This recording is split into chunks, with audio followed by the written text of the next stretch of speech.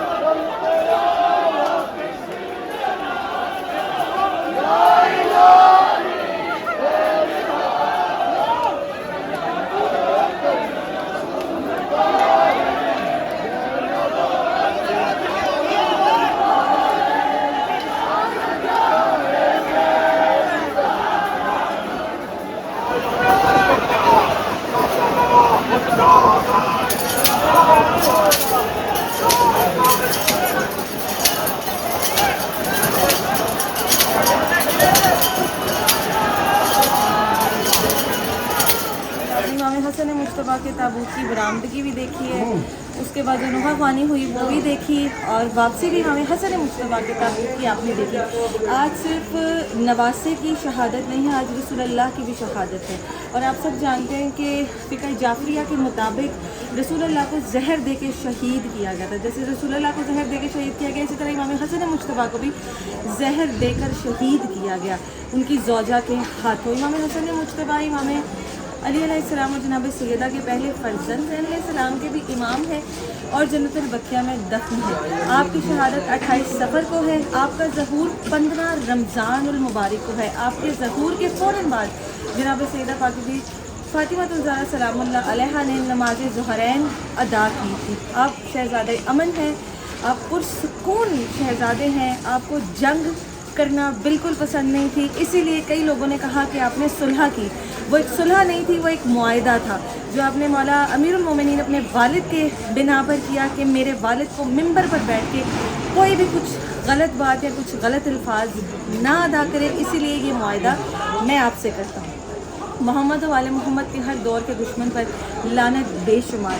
आप ही इमाम हसन मुश्तबा हैं, आप ही शहज़ादा कासिम के बाबा हैं, और आप ही ने जनाब कासिम के बाजू पर एक वसीयत बांधी थी जो नक्श के लिहाज से मौजूद थी, इमाम ज़ामिन के लिहाज से मौजूद थी, जो 10 मुहर्रम वाले दिन जनाब इमाम हुसैन अलैहिस्सलाम को बीबी फरवा सलामुल्लाह अलैहा ने शहज़ादा कासिम के हाथ भिजवाई थी। जब शहज़ादा कासिम ने जंग की इजाज़त मांगी, फिर मौला ने कहा था कि नहीं, आप मेरे भाई की वाहिद निशानी है, मैं किस तरह आपको इजाज़त दे दूँ।